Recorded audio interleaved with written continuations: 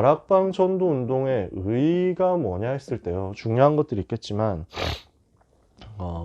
예수가 그리스도다, 그리스도가 바로 예수다, 이 사실을 중심으로 한 원색 복음 메시지를 성경적으로 회복한 것, 이것이 다락방 전도 운동이 가지는 교회사적인 큰 의의입니다. 예수가 그리스도라는 것을 2000년 교회사에서 계속 다뤄왔습니다. 예수가 그리스도라는 것은 조직신학, 신학교 가면 배우는 그 조직신학 기독론에서 제일 먼저 다뤄지는 주제입니다. 예수가 곧 하나님이시고 예수가 곧 그리스도시다, 이렇게 제일 먼저 가르치거든요. 근데 왜 원색복음 회복이라고 이야기를 하느냐면, 이 메시지가 전도 현장에서 그리고 예배 강단에서 매 시간 선포되는 일은 지금까지 2000년 교회 역사상 초대교회 이후 없었거든요. 이거는 우리가 특별하고 대단하다는 얘기가 아니고요, 어쩔 수 없는 팩트입니다. 그동안 너무 귀한 전도자들이 있었고 2000년 교회 역사상 너무 소중한 전도자들이 있었고 전도운동 하는 사람들이 있었거든요. 그런데 메시지에서 예수가 그리스도라고 집요하게 우리처럼 이야기하지는 않았습니다. 어쩌다 한 번씩 이야기하는 정도, 그 정도도 별로 없었습니다.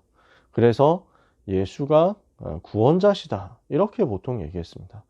예수님은 우리를 죄에서 구원해 주셨다, 요 얘기를 거의 항상 했습니다. 예수가 그리스도로 삼중직을 가지고 인생을 멸망에서 건져내셨다, 이 이야기를 하는 것은 초대교회 이후에 하나님께서 우리에게 주신 은혜입니다. 우리가 잘났다는 게 아니라 하나님 우리에게 그런 은혜를 주셔서 이 심부름을 하게 하셨다는 것입니다. 성경을 근거한 초대교회에서 일어났던 사도행전의 전도운동을 회복하자 라고 일어난 단체가 지금까지 2000년 역사상 잘 없었습니다. 전도하는 단체는 있었습니다. 전도하는 개인도 있었습니다. 근데 그 전도운동을 사도행전 그대로 찾아내자라고 집요하게 우리처럼 이야기하고 사도행전 몇 장 몇 절 이 이야기를 시간마다 반복하는 단체는 없었습니다. 그러니까 이거는 그냥 교회 역사 연구해보고 각 단체들의 흐름과 운동을 공부해보면 바로 나옵니다. 우리는 거의 눈만 감으면 138 이렇게 해가지고 나오잖아요. 4도행전 1장 14절 뭔지 나오고, 2장 1절 나오고, 3장 1절 10절 나오고, 4장 12절 나오고, 5장 42절 나오고, 6장 1절에 7절 나오고, 7장 1절에서 60절, 8장 4절에 8절, 8장 26절 40절, 9장 1절에서 15절 계속 나오잖아요. 사도행전 전체가 메시지에서 얼마나 많이 언급됐습니까?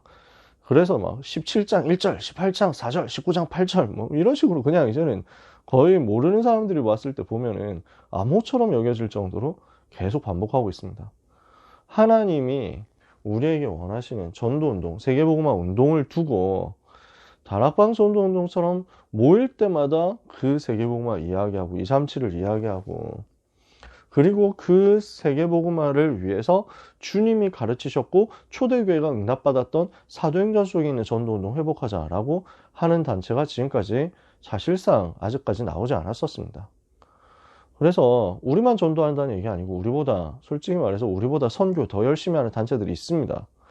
237이라는 단어는 안 쓰지만 1040창 이런 얘기하고 미전도 종족 이야기하는 단체, 우리보다 더 먼저 했었고 우리보다 더 열정적으로 하고 늘 나가려고 하는 팀들이 있습니다.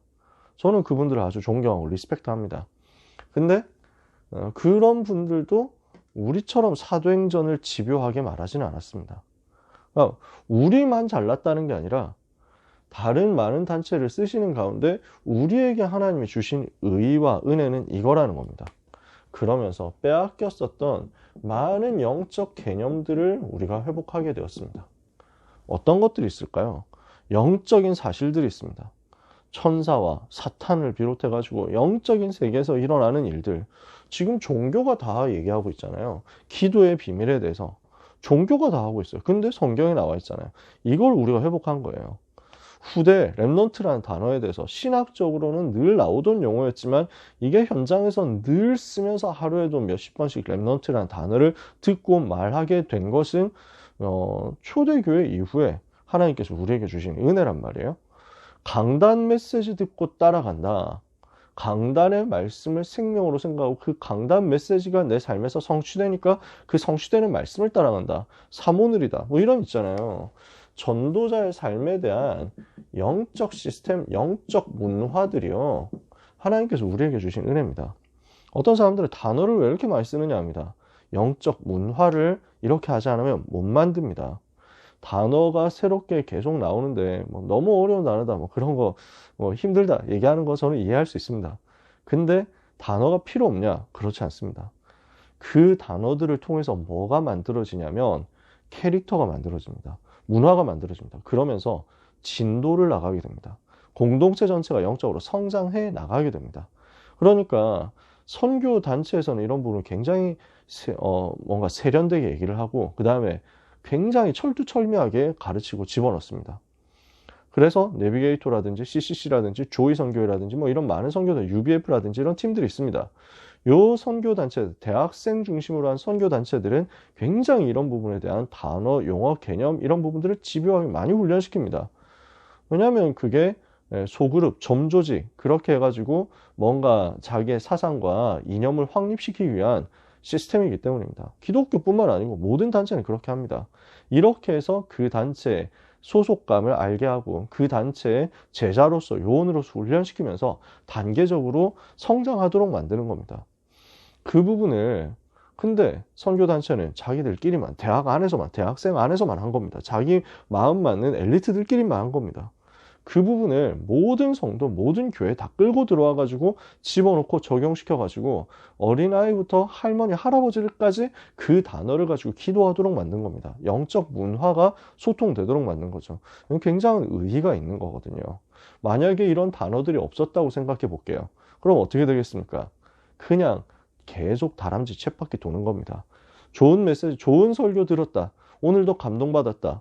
그러고 나서 끝입니다. 그냥 계속 맴도는 거예요. 다음 주 가면 그 무슨 메시지 들었는지 생각 안 납니다. 다다음 주 한 달 전에 무슨 메시지 있었고 1년 전에 무슨 메시지 있었고 아무 기억 안 납니다. 여러분 주변에 있는 신실한 크리스찬들 있으시면 물어보세요. 단어라는 것을 통해서 그 1년의 메시지, 10년의 메시지를 완전 압축해가지고 그 속에 집어넣어서 보여주고 이것이 개념에서 떠나지 않도록 만듭니다. 이건 굉장한 파워입니다. 굉장한 전략인 거죠. 그래서 영적인 개념들을 회복시켜서 영적인 문화를 만들었다는 것, 이건 굉장한 일입니다. 강단 메시지 붙잡고 기도하는 팀들 아마 없을 겁니다. 제가 군대에 있을 시절에 기존 교회 목사님 모시고 같이 군 복음화 운동했습니다. 목사님이 저를 너무 좋아하셨어요. 왜냐? 강단 메시지에 생명 걸도록 만들었거든요. 제가 생명 걸었고 목사님이 선포하시는 그 강단 메시지 붙잡고 제가 제일 먼저 응답받고 기도하고 그 메시지가 온 교회로 흘러가도록 만들었어요. 부대마다 현장에 전달했어요. 이렇게 하니까 목사님이 진짜 너무 놀란 거예요. 설교한 그 내용이 일주일 동안 계속 살아서 움직이도록 만들어주는 제자가 어디 있냐? 처음 봤다는 거예요. 그럴 수밖에 없죠. 우리는 기본적으로 하는 건데 밖에서는 모릅니다. 그래서 우리는 이거 가지고 한국교회 돕자는 것입니다. 우리보다 다른 단체가 잘하는 것 있을 수 있습니다. 그럼 우리도 배우면서 같이 가는 겁니다. 우리에게 하나님이 조금 먼저 주신 은혜가 있다면 우리도 다른 분들을 도우면서 가는 겁니다.